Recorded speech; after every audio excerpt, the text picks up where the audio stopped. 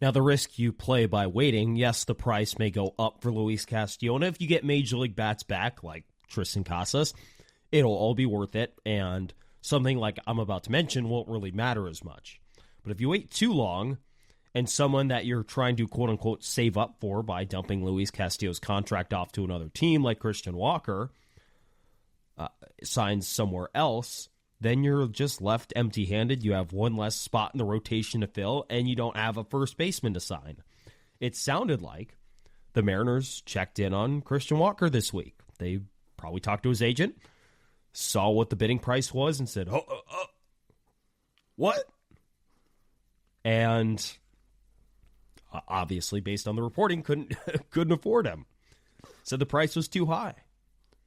So that's why you got to think, like, there needs to be modest urgency, I would say, because the rest of the free agent market is not going to wait for Luis Castillo.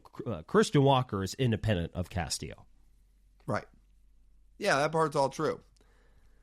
What do you think the Mariners found out his AAV was? Oh, $20 million? Well, we can't do that. 18. Even if it's 18, they can't afford it. Well, no, they can afford it. They're choosing not to. Right. Yeah. So they tried.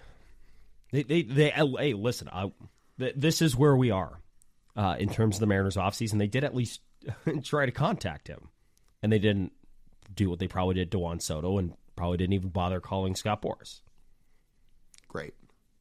Yeah. Fun, right?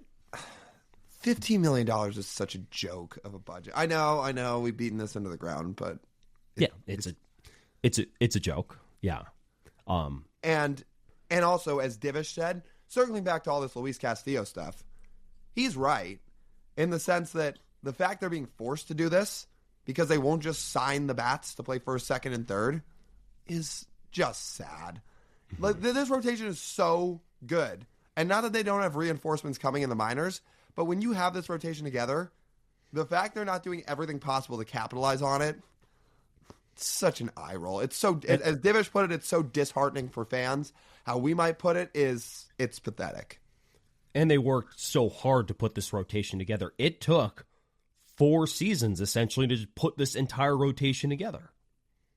You added Logan Gilbert first in 2021 as some wide-eyed rookie. Then you did the same thing the year after with George Kirby, and then you added Luis Castillo at the trade deadline, and then you put Bryson Bryan into the rotation in 2023 until they took that next step forward this year to make the rotation what it is. Because of 2023, Bryson Bryan showed up in 2024. We're not having the same argument. We're having a good, not great rotation. But no, 4 years later, they have their best rotation in franchise history, and they very well might only get one total year of it because of a self-imposed budget. And that's depressing. Most teams, most franchises don't ever have rotations like this. And having to field calls on a Luis Castillo because you're cheap sucks. Yeah. But what else are we supposed to say? Chris Larson needs to publicly speak. All right, I'm not going to go down that road. But I don't know what else we can say at this point. Right. Like, other than that. Well, sure. Yeah. But we know he's not. Yeah. I'm just saying. Anyway, all right, let's get back on topic. Christian Walker, look, if you want to sign him, there's a couple ways you could do this. And it involves Luis Castillo. It all ties together. To sign Christian Walker, you're going to have to free up money. In addition, with the Mariners not wanting to trade the young arms, the reason Castillo makes the most sense in a trade is because it frees up money with this budget. And if you get his contract off the books, it frees you up to do more in free agency or other trades, etc. So, let's say Luis gets traded to the Cubs for Nico Horner. Let's use that example. You've got your second baseman. You've then got money freed up because if Chicago takes on his contract, you add $12 million in budget because Nico Horner will make $12 million. You've got $27 million in your budget. You could use most of that on Christian Walker if he's going to be an $18 to $20 million AAV player. Then you've got your first baseman and second baseman figured out. All you need is third base, and Mariners fans and the Mariners front office are probably looking at their offseason saying, we feel pretty good about this. Even with Luis Castillo gone, you have Logan Evans, Brandon Garcia, Michael Morales, Emerson Hancock, depending on what role you want to use him in, to replace Castillo. And I don't know if it's going to be the same level of production in year one, but you have reinforcements. Or the other route you look at is the Orioles with Kobe Mayo. You say, let's trade Luis Castillo to Baltimore. You get Kobe Mayo back, hypothetically. That fills your third base spot for the next 6 years, as long as he pans out. Best case scenario. What's that? I said best case scenario. He fills it for 6 years. Sure. But let's just say he does. Then you've freed up, if Baltimore takes on most of that money, let's call it all $24 million of Castillo's salary.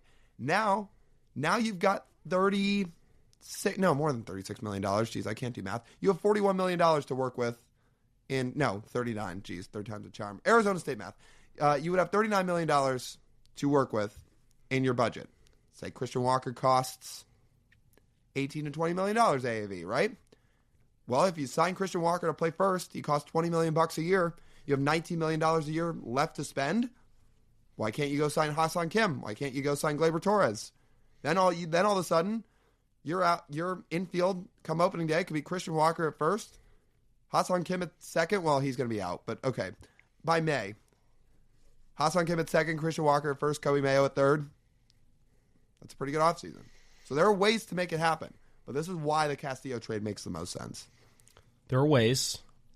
Unfortunately, it's like a 1% chance. Because that would probably require them trading Castillo within the next 2 weeks. If they're proactive. They do this before Christmas. I think for everything the Mariners want to do, they're going to need to trade Castillo before Christmas. Right. I don't know how long Christian Walker is going to take to sign, but I can't imagine he's going to be waiting around till like mid-January to sign. Seems like he's got interest. If his price is already high, that means there are teams interested out there that are probably getting close to that price that are not named the Mariners. Right. But, or let's say the Mariners do trade him. Don't either of those options look pretty good? They do. Who do you think fills that rotation spot if he gets traded? Is it Logan? Is it Emerson? Is it Brandon Garcia? It's probably Emerson Hancock, I would say. It's going to be Emerson Hancock until they deem Logan Evans or Brandon Garcia ready.